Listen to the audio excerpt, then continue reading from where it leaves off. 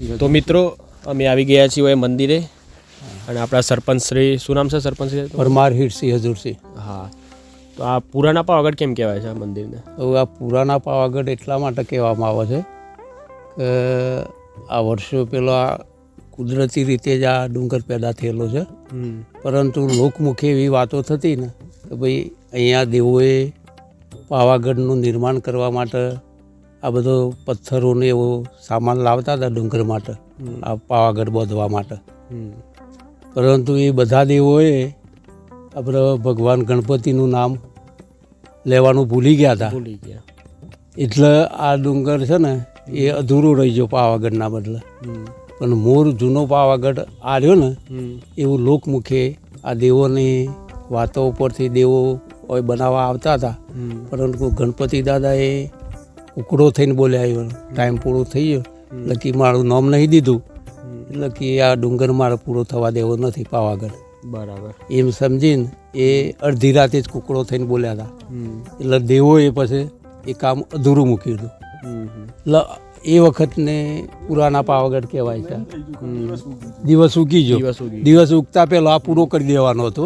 બરાબર. આ ડુંગરનું કામ પૂરું કરી દેવાનું હતું. આ લોકમુખે ચર્ચા છે, એટલે એ એટલેથી પછી પુરાના પાવાગઢ કહેવાય. હા, અને આનો આકાર, એનો ઘાટ બધો પાવાગઢ જેવો જ છે. પાવાગઢ જેવું છે. ઉપરથી બિલકુલ સમતર જમી છે, અને દૂરથી દેખો ને તો બધું જોને બોધે હોય ને ફરતે કિનાર, હા કોર્નર બોધી હોય ને એવો દેખાય છે. એટલે રળિયામણો ડુંગર છે. અને ઉપર આ પેલું જે પહેલું મંદિર છે ભરમાણી માતાનું મંદિર છે, પણ લોકો પહેલાં એમને ટુકરોનમાં કહેતા, હા ટુકરોનમાં તરીકે ઓળખતા હતા, પણ એ ટોચ ઉપર હતા એટલે ટુકરોનમાં. હકીકતમાં એ પ્રજાપતિઓનો કુળદેવી છે બ્રહ્માણી માતા. હા, અને એમનો અહીંયા દર વર્ષે 22મી તારીખે આપણે આ ગામ અમારું ગામ પહેલું શરૂઆતમાં બ્રાહ્મણોનું ગામ. હા, બ્રાહ્મણોનું ગામ હતું. 22 તારીખે મેરો પર આવવાનો છે ને? હા, 22મી પર આવવાનું છે. દર 22 મેરો પર આવે છે. હા, દર 22મી. મેળામાં શું થાય છે 22 જાન્યુઆરી? એના દાડા બધી પબ્લિક આવે, શ્રદ્ધાળુ આવું અહીંયા, અને જમવા સુધીનો પ્રોગ્રામ હોય છે અહીંયા. કેટલી પબ્લિક આવે અંદાજે? પબ્લિક લગભગ 4-5 હજાર આવતી હશે. 4-5 હજાર જે પબ્લિક આવે? વધારે આવે છે. અને 20-25 હજાર? હા, એટલી તો ખરી. અને આ ડુંગરો કેટલા એકરમાં ફેલાયેલો છે? આ 33 હેક્ટર છે. 33 હેક્ટર? હા, 33 હેક્ટર. 33 હેક્ટર. હા, 33 હેક્ટર. એટલે આ કોઈ ફોરેસ્ટ ડિપાર્ટમેન્ટના અંડર? ના, ગ્રામ પંચાયતના અંડરમાં જ છે. ગ્રામ પંચાયત અંડર. ગૌચર છે પાછું આ. ગૌચર. હા, બરાબર. આનો સર્વે નંબર 2 છે, અને એનું ક્ષેત્રફળ 33.1.8 હેક્ટર આરે ચોરસ મીટર છે. બરાબર. હા, સર્વે નંબર 2 છે આનો. અને માન્યતા કોઈ માતાજીની કોઈ ખાસ માન્યતા? ખાસ માન્યતા તો અહીંયા કોઈને બાળકો ના થતો. આ પેલું જે મંદિર બાંધ્યું ને આપણે પરમાણીમાનું, એ સુરજપુરના એક પટેલ હતા શિવાભાઈ કરી, એમને બાળકો નહોતા થતા, એટલે એમને માન્યતા રાખી ને માતાજીની, એટલે એક છોકરાનો એમને જન્મ થયો હતો. એટલેથી પછી એમને એ શ્રદ્ધા પૂરી કરવા મંદિર એ પટેલે બાંધ્યું હતું.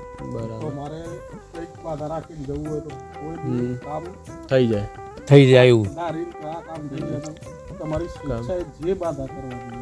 હા, જે સુખડી કરાવો, મનોકામના પૂરી થઈ જાય. ગુફા હતી પેલા બાજુ ગુફા જેવું લાગે. હા, એ છે ને ભોયડું હતું ભરમાણીમાં. એ ભોયરાનો કોઈ અંત જ નથી. આખો ડુંગર છે ને એ ભોયરાની અંદર આપણે જઈએ ને તો ગૂંજતો હોય ને, અવાજ આવતો હોય ને એવું છે. અંદર બહુ આગળ નહીં જવાતું, પણ એટલું ઊંડું ભોયરું કોઈ અંત જ નહીં દેખાતું એનો. લોકો એ કઈ વિશે કે ભોયરામાં જતો સીધા પેલા પાવાગઢ પોકાય? હા, એવું છે. લોકવાયકા એવી છે કે ભાઈ એ ભોયડું છે ને છેક પેલા અત્યારના પાવાગઢ છે ને ત્યાં સુધી જાય છે.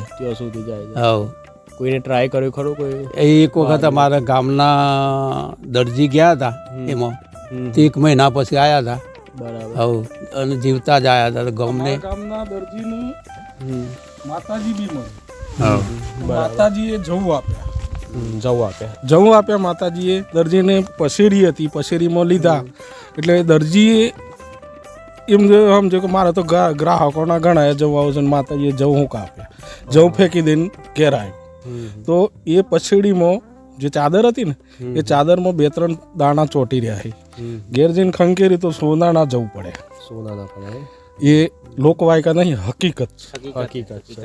અને એ દરજી અત્યારે જીવ છે અને એમના વંશજો શું હતા રે. વંશજો શું હતા છે એ તો મૃત્યુ પામી ગયા પણ વંશજો શું હતા એટલે એ પ્રત્યક્ષ દાખલો છે. પ્રત્યક્ષ દાખલો. માતાજી મળેલો એમને રૂબરૂ દરજીને. બરાબર. બાપજી આપને કોઈ કેવું હોય તો એના પછી આ બાપજી પેલા ગણેશગીરી હતા ત્યાં એ મંદિર બોધકામ ગણેશગીરી મહત્વનો ફાળો હતો ગણેશગીરી મહારાજનો. બહુ મહેનત એ આખો મહેનત એમના દ્વારા જ થયેલી છે. પથ્થરે જાતે તોડતા હતા, મહેનત કરી. બાપજી તમે ક્યારે આવ્યા હોય? એ આ એકાદ વર્ષ થયું અમને. એકાદ વર્ષ. તમારું શું નામ બાપજી? મહંત મોહનગીરી મહારાજ. અચ્છા. હા, આ મંદિર મા કાલીનું છે. બરાબર. ધન્યવાદ તમારા બધાનો ખૂબ ખૂબ આભાર. જય માતાજી મિત્ર. જય.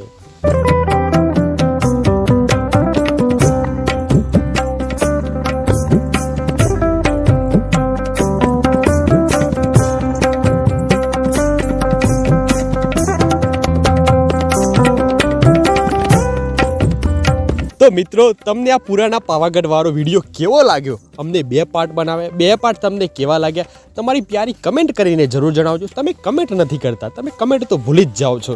તો ચલો મિત્રો મળીએ નવા વ્લોગમાં. ત્યાં સુધી તમારું ધ્યાન રાખજો, તમારા પરિવારનું ધ્યાન રાખજો. તો ચલો મિત્રો, bye bye and take care. Tata bye bye, Tata bye bye, Tata bye bye. ચલો.